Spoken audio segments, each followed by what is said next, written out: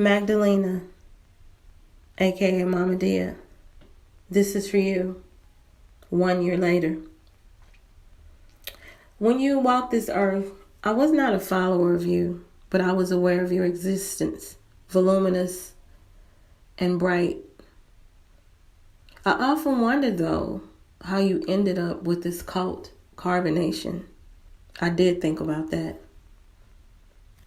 The times that I saw you, once I saw fear as the camera panned and highlighted your essence to your surprise.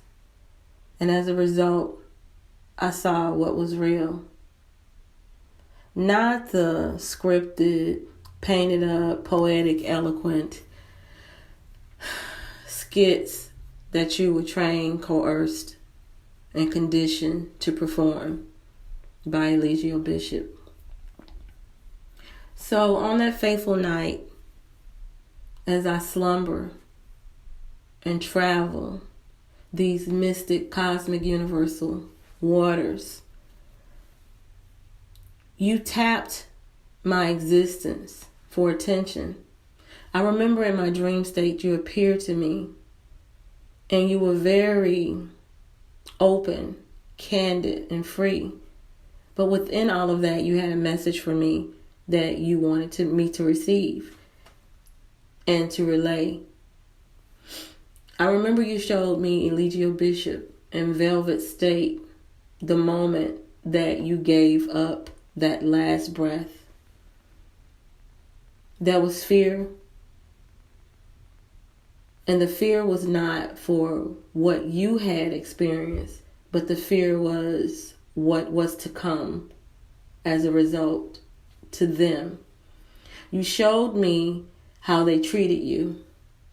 And I have to say, from my perspective, it was very heavy. I would have to say egregious. And the message that you had for them was personal. So when I awakened, I immediately went to scour the internet to see what I can find in reference to what you had shown me and what I was going to do about it. Shared it with my loved ones and even my grands. But then I eventually put away the chatter and got to the business at hand. And I searched for about a day or so, could not find anything. Then the following day, I found the GoFundMe with one of your family members asking for assistance to get your remains back to the motherland, the Americas, United States, aka Babylon.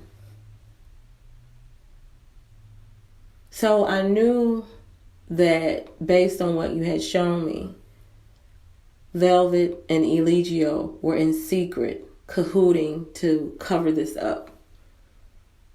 I knew no one would listen to me. So what I did was I chose to pick the most visible, vocal, and most attention-seeking individual within the Black community on the internet, Instagram, Facebook, and YouTube.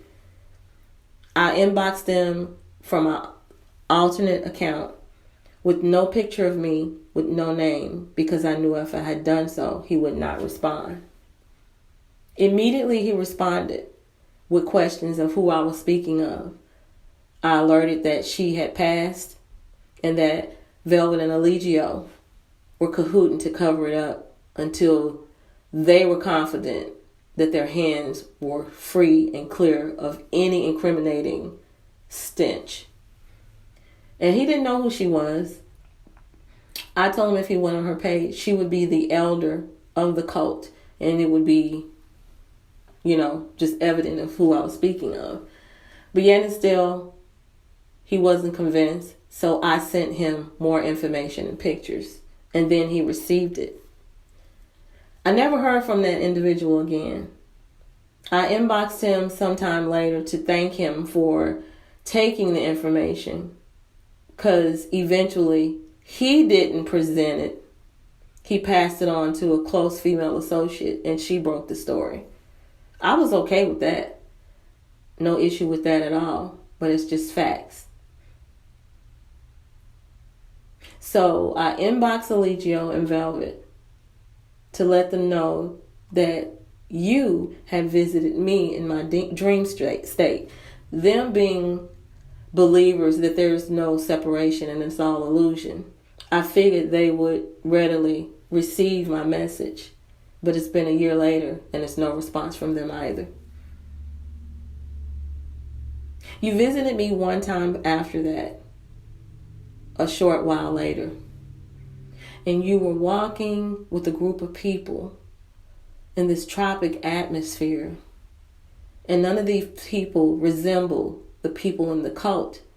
But you were happy. They were happy. They were balanced. They were content. And I stand on the outskirts looking in. And you felt me. And you turned. You stopped what you were doing. And you looked me square in my eye. And it felt as if our work was done. That you were at peace. You were happy. And you were content. And you were pleased with that follow-up and the work that I had done in reference to what you had given me. Since then, I knew there'd be no visit. Because for now, we're done. But hopefully one day, when I transition, you will be able to meet me again in fellowship. And I too will be found at peace in a very serene, tropical, and joyous place. This is to you, Magdalena.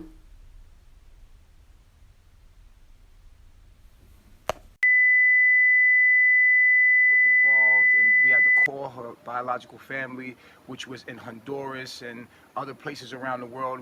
We was getting in touch with everybody. This is why we wanted to make sure that everything happened, and we contacted all of her biological family and honoring her, making sure that her body was sent to them. If they wanted it, her body is being shipped to Honduras, where she is from. She is a legal citizen of there, and so that's what we were going through, and it was a big shock on the family. It was like, whoa, out of nowhere.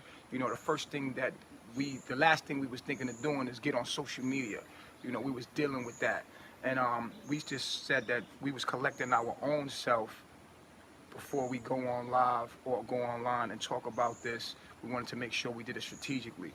Now, what was very important to us and a priority to us was to make sure that we got in touch with her biological family and make sure that they was cool. In the process of that, we learned